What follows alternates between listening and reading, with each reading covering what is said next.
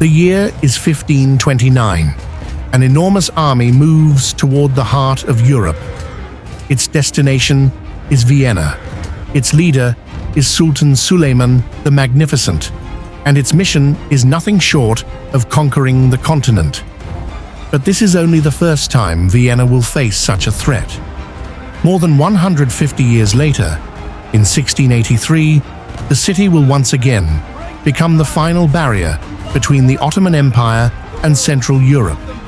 This is the story of two sieges, two empires, and the battles that changed world history forever. To understand the Siege of Vienna, we begin with the rise of the Ottoman Empire. By the early 1500s, the Ottomans control vast territories stretching across the Middle East, North Africa, and southeastern Europe. Under Suleiman the Magnificent, the empire becomes one of the most powerful civilizations on Earth. Their armies are disciplined, their artillery is deadly, and their ambitions are enormous. Europe, however, is politically divided. The Holy Roman Empire struggles with internal conflicts and religious tensions. Vienna stands as a symbolic and strategic gateway to the West. In the summer of 1529, Suleiman launches a massive campaign to expand into Central Europe. Nearly 120,000 soldiers march across the Balkans, including elite janissaries, cavalry units, artillery crews, and vast supply caravans. Heavy rains slow them down. Roads become swamps, horses drown, cannons sink into mud, and disease spreads. But despite these setbacks, the Ottoman army reaches Vienna in late September. Vienna's defenders number only around 20,000, yet they have strong, fortified walls and a powerful determination to survive. Soldiers, mercenaries, and civilians work together to prepare for the coming assault. On September 27th, Ottoman artillery opens fire. They bombard the walls, dig tunnels, set mines, and launch wave after wave of attacks. The defenders counter every move, filling breaches, detonating explosives under tunnels, and fighting fiercely at close range. As cold weather sets in, snow begins to fall,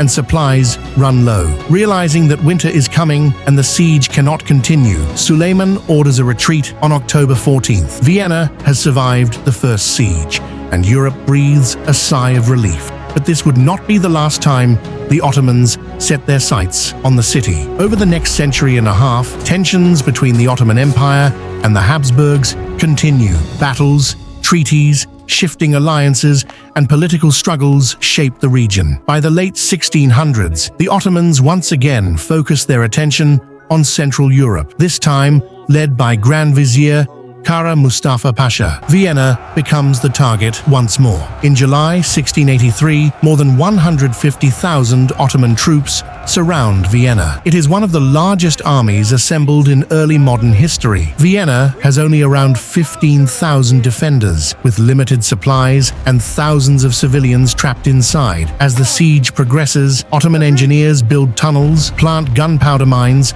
and destroy sections of the fortifications. Inside the city, starvation and disease spread. Vienna desperately sends messages for help. A coalition, known as the Holy League, forms to rescue the city. It brings together forces from Poland, Austria, Bavaria, Saxony, and other German states. The army is led by the Polish king, Jan III Sobieski, a brilliant commander known for his mastery of cavalry warfare. On September 12th, 1683, the coalition army arrives on the hills overlooking Vienna. The Ottomans are caught off guard, and the defenders are filled with hope. The Holy League launches its attack. Fierce fighting spreads across the battlefield as coalition forces overwhelm Ottoman positions. In the late afternoon, Sobieski unleashes the decisive strike, a massive cavalry charge involving around 18,000 riders, including the legendary Polish Winged Hussars. It becomes the largest cavalry charge in recorded history.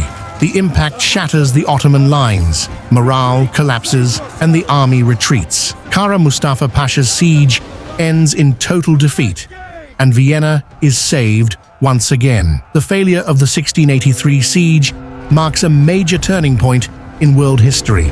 From this moment forward, the Ottoman Empire gradually loses influence in Central and Eastern Europe, while the Habsburgs rise as a dominant power. The balance of power shifts permanently. The Siege of Vienna becomes a symbol of resistance, unity, and the dramatic ways in which a single battle can reshape continents. The story of the Siege of Vienna is more than a tale of armies and empires. It is a story of courage, leadership, strategy, and the fate of civilizations. 2 sieges, 1 city, and a chapter of history that continues to echo through time.